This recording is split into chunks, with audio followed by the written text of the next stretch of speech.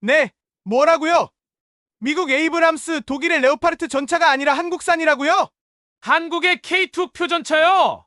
아니, 급한 마당에 가까운 독일의 레오파르트가 아니라 왜 한국산인 겁니까? 그러게 왜 한국으로 가야 하는 거지? 미국이나 독일같이 훌륭한 기술을 가진 나라도 많은데 말이야. 여기 폴란드 공항 출국 계기강에서 폴란드 군인들이 한국행에 대해 부정적인 이야기들을 나누고 있습니다. 이 군인들은 왜 이렇게 볼멘 소리를 하고 있는 걸까요? 안녕하세요. 다양한 감동 사연을 전해드리는 감동 주파수입니다. 오늘의 이야기는 폴란드와 한국의 군 교류에 대해 부정적인 의견을 가지고 있는 한 폴란드 군인이 한국에 방문하게 되면서 생각이 바뀌게 되는 사연을 들려드릴까 합니다. 사연자를 대신해 제가 읽어드리도록 하겠습니다. 안녕하세요. 저는 폴란드 육군대위 크시스토프라고 합니다. 저는 폴란드 기갑부대의 전차장이기도 합니다. 이 이야기는 제가 잘 알지 못했던 나라에 대한 의구심이 어떻게 존경과 동경으로 바뀌었는지에 대한 이야기입니다. 제가 한국으로 떠나던 날은 전형적인 폴란드의 회색 날씨였습니다. 피부에 달라붙어 뼛속까지 스며드는 그런 날씨였죠. 이른 시간 조종수, 포수,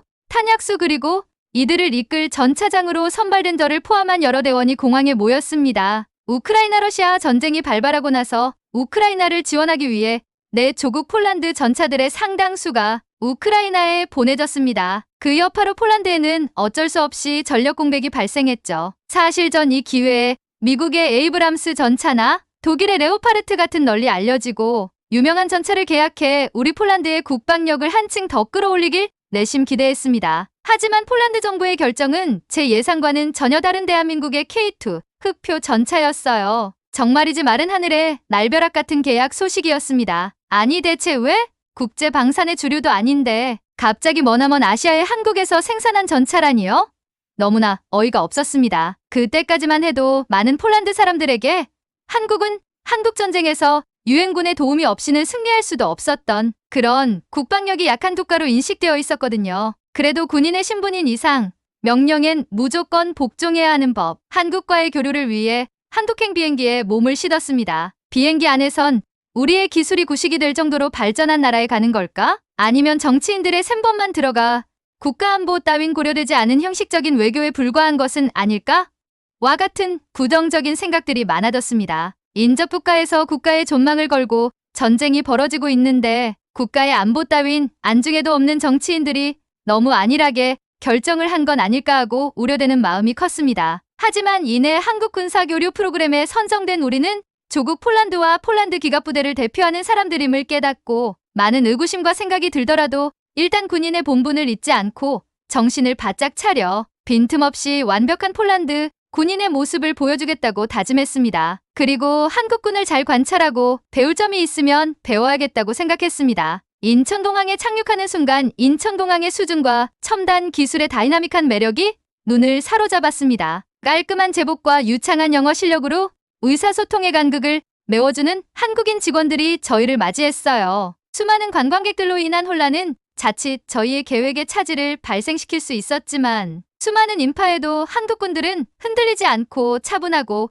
효율적으로 저희를 안내했습니다. 인파에 휩쓸려 이동하는 동안에도 매끄럽고 신속한 일처리 방식에 감탄하지 않을 수 없었어요. 디지털 출입국 키오스크에 도착했을 때 길게 늘어서서 기다리던 여행객들은 보이지 않았고 가벼운 터치에도 반응하는 자동화 입국 시스템이 더 빠르게 일처리를 하고 있었죠. 스캐너에 손을 갖다 대자마자 간단한 신원 확인과 함께 입국이 완료되었습니다. 하지만 한국에 대한 제 편견을 깨트린 건 가치관 일행의 여행 가방 분실 사건이었습니다. 하루에도 수천 명의 승객이 드나드는 공항에서 여행 가방이 수화물 처리 과정에서 사라지기 쉬웠을 것입니다. 가방 안에는 이번 교류를 위해 사전 준비한 교육 자료, 또한 교육 후 제출해야 할 여러 리포트들과 같은 중요한 서류들이 들어 있었습니다. 유럽을 생각하고 분실물을 찾을 수 없을 거라 생각해 같이 온 일행들 포함 모두가 낙심하고 있었습니다. 최악의 상황의 경우 교류 프로그램은커녕 본국으로 귀환해야 할지도 모르는 상황이었어요. 하지만 인천공항 직원이 잠시만 기다려보라며 이곳저곳 연락을 하더니 믿을 수 없게도 가방은 단 한 점의 분실물도 없이 그대로 우리에게 돌아왔습니다. 정말 믿을 수 없는 사건이었어요. 어떻게 분실물이 고스란히 저희에게 돌아올 수 있는 거죠?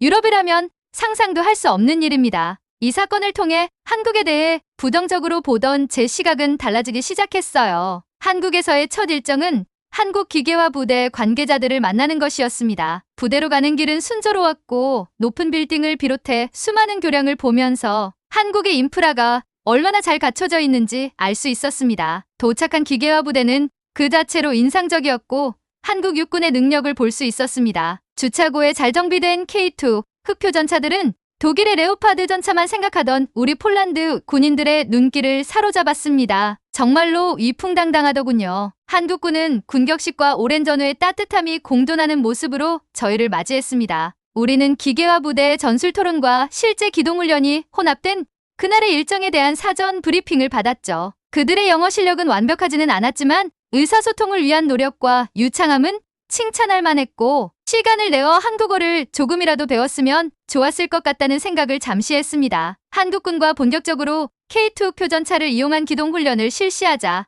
우리는 왜 폴란드 정부가 한국의 흑표전차를 계약했는지 충분히 납득할 수 있었습니다. 아니 오히려 이런 수준의 전차가 왜 국제방산 시장에서 두각을 못 내고 있는지 조금은 의아했습니다. 제가 볼 때 K2 흑표 전차는 엄청난 기동성을 갖추고 있었어요. 한국군 말로는 한국 지형은 80%가 산악이라 한국의 특성을 고려해 각종 험지를 주파하는데 문제가 없어야 하고 강을 도하할 때 별도의 장비 없이 전차만으로 도하할 수 있게 수많은 연구 끝에 개발한 기동 시스템라고 힘주어 이야기했습니다. 그들의 설명을 보니 흑표 전차의 기동성이 이해가 갔습니다. 이어지는 날에는 사격 훈련이 진행되었어요. 진짜 믿을 수 없는 기술력이었습니다. 사격 통제 장치와 자동장전 장치 등 엄청난 수준의 기술력의 전자장비가 탑재되어 있었습니다. 그 유명한 독일의 레오파르트와 비교해도 전혀 손색 없는 수준이었어요. 탄약 자동장전 장치를 보고 있자니 같이 온 탄약수 대원은 자기가 할 일이 없어서 실업자가 되겠다고 농담을 하기도 했죠. 그 다음 날은 대한민국 흑표 전차의 유지보수 쪽 사람들과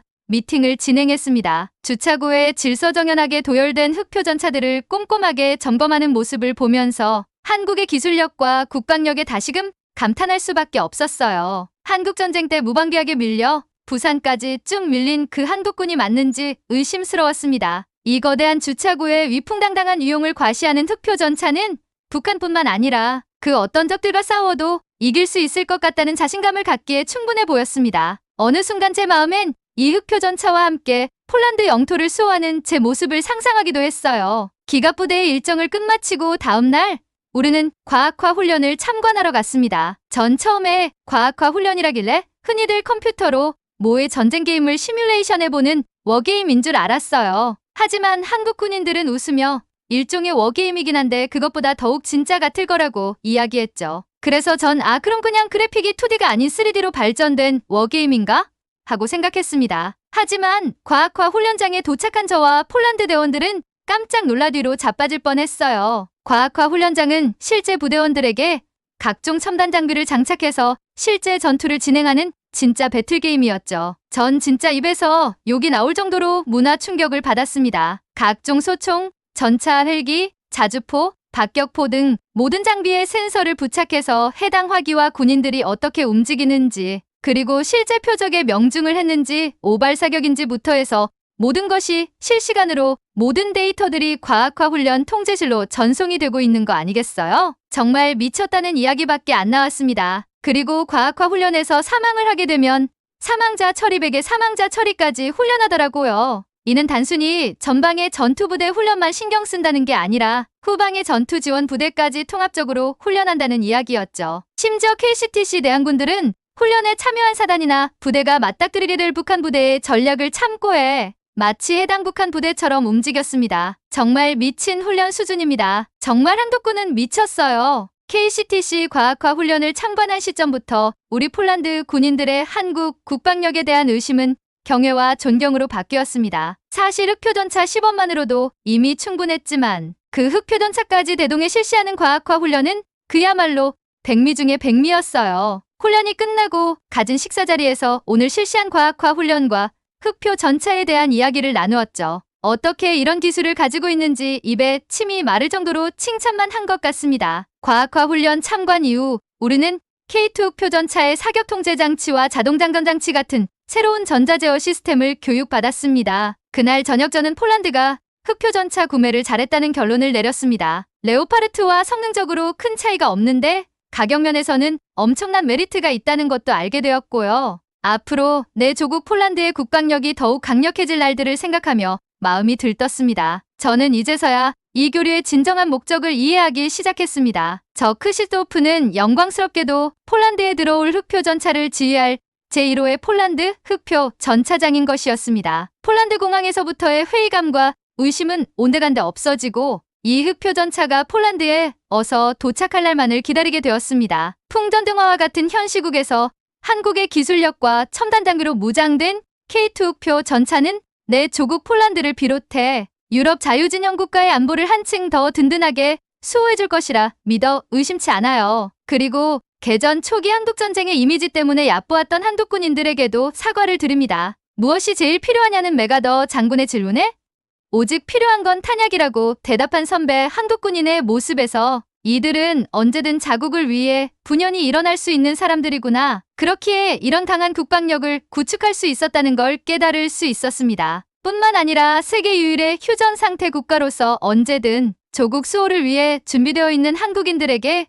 군인으로서 존경을 보내드립니다. 저 역시 폴란드에 도착할 K2 흑표 전차와 함께 조국 폴란드 수호를 위해 헌신하겠습니다. 충성! 이라며 폴란드 전차장 크시스토프님께서 사연 보내주셨네요. 이미 뉴스를 통해 많은 분들이 아시겠지만 폴란드와 한국이 대규모의 방산 계약을 체결했죠. 매우 뛰어난 성능과 경쟁 전차 대비 합리적인 가격의 K2 흑표 전차에 만족한 폴란드지만 더욱 놀랐던 것은 한국의 납품 속도였다고 합니다. 현재 유럽의 특수 상황 때문에 한국 정부는 폴란드를 위해 예상보다 일찍 우리 자랑스러운 흑표 전차를 보냈다고 하네요. 흑표 전차뿐만 아니라 우리의 육군과학화 전투훈련인 KCTC 부대도 너무나 자랑스럽습니다. 폴란드와 대한민국 국군장병 여러분 모두 자국을 위해 헌신하는 모습에 감사하다는 말씀드리면서 오늘의 사연 마무리할까 합니다. 오늘 감동 주파수의 사연이 마음에 드셨다면 구독과 좋아요 잊지 마시고 주위에 아직 우리 대한민국 국방력에 대해 잘 모르시는 분들에게